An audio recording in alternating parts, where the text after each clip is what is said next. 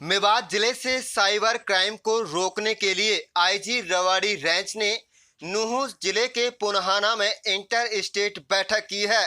आपको बता दें कि ओएलएक्स, एटीएम इत्यादि से होने वाली साइबर अपराध पर कई राज्यों की पुलिस एक साथ नकेल कसने की तैयारी में है। हरियाणा, राजस्थान, उत्तर प्रदेश पुलिस के आला अधिकारियों ने साइबर क्राइम को रोकने के लिए गुरुवार को नुहू मेवात के पुनहाना कस्बे में स्थित लघु सचिवालय में बैठक की है। बैठक की अध्यक्षता साउथ रेंज आईजी विकास अरोड़ा ने की। कई घंटे तक चली इस बैठक का अहम मकसद तेजी से बढ़ रहे साइबर क्राइम को रोकना है। खास बात तो यह है कि तीनों राज्यों की पुलिस कैसे एकजुट होकर इस अपराध को कंट्रोल करे, इस पर तीनों राज्यों के आईपीएस स्तर के दर्जन भर के करीब अधिकारियों ने मंथन किया है। बैठक के बाद पत्रकारों से बातचीत के दौरान साउथ रेंज आईजी विकास अरोड़ा ने कहा है कि बैठक का मकसद साइबर क्राइम को रोकना है। नुहू मेवात जिले में साइबर क्राइम को बढ़ावा देने में बहुत लोग शामिल हैं और तीनों राज्यों की पुलिस का आपसी तालमेल बेहतर नहीं होने की वजह से अपराधी पर सख्ती से नकेल नहीं कसी जा रही थी। अब मित्रता पूर्वक बैठक हुई है और सभी राज्यों के पुलिस ने एक दूसरे की मदद करने का भरोसा दिलाया है। इसके लिए सभी राज्यों के साइबर क्राइम के अधिकारियों को एक दूसरे से कनेक्ट किया गया है। कुल मिलाकर ओएलएक्स व एटीएम इत्यादि से बड़ी ठगी करने वाले गिरोह का खात्मा होना लगभग तय है। एक दूसरे के आलीशान कोठियों में लग्जरी गाड़ियों को देखकर साइबर क्राइम की दुनिया में पैर पसार रहे आरोपियों की अब नींद हराम होने वाली है। अब उन पर खाकी एक जगह नहीं बल्कि चारों तरफ से वार करने वाली है। ओएलएक्स तथा एटीएम इत्यादि से जिन लोगों ने भारी भरकम रकम कमाई है, अब उन पर पुलिस की छापेमारी शुरू होने वाली है।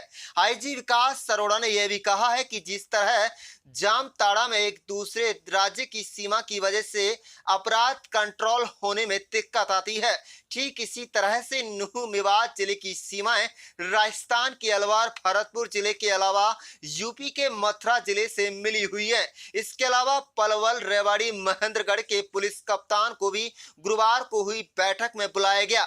इतना ही नहीं, नुहू जिले की सीमा से दूसरे राज्यों के डीएसपी, एसएचओ को भी इस बैठक में बुलाया गया। साथ ही साइबर क्राइम देखने वाले पुलिस अधिकारियों को भी बैठक में शामिल किया गया। इस बैठक में इतना तो साफ है कि साइबर क्राइम को रोकने के लिए सिर्फ राज्यों की सरकारें नहीं बल्कि केंद्र की सरकार भी गंभीर दिखाई दे रही है, जिसकी वजह से पुलिस को बैठक बड़े स्तर पर आयोजित की गई। कई घंटे की बैठक के बाद साउथ रेंज रेवाड़ी आईजी विकास अरोड़ा ने मीडिया से रूबरू होते हुए उन्होंने कहा है, साफ साफ कहा है कि मीटिंग का मकसद सिर्फ और सिर्फ साइबर क्राइम को कंट्रोल करना है और इस दिशा में अब तेजी से काम किया जाएगा। आप देख रहे हैं नुहू मेवात से लियाकत अली पत्रकार की रिपोर्ट। आपको यह खबर कैसी लगी, इसको जरा कमेंट से बताइएगा।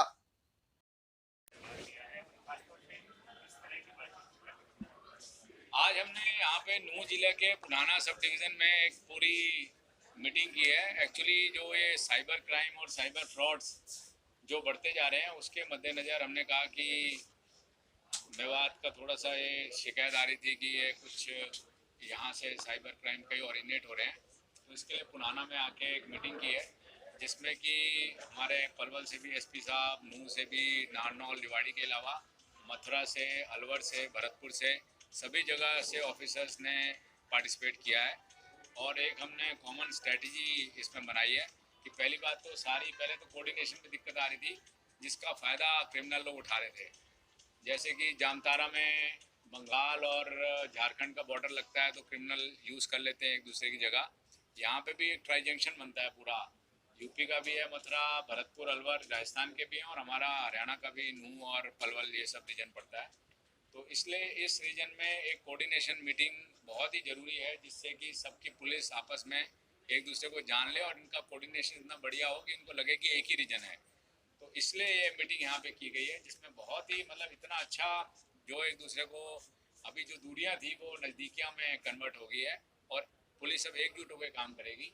इसमें हमने कॉमन स्ट्रेटजी भी बहुत सारी डिवाइस की हैं जिनकी वजह से फ्रॉड हो रहे हैं।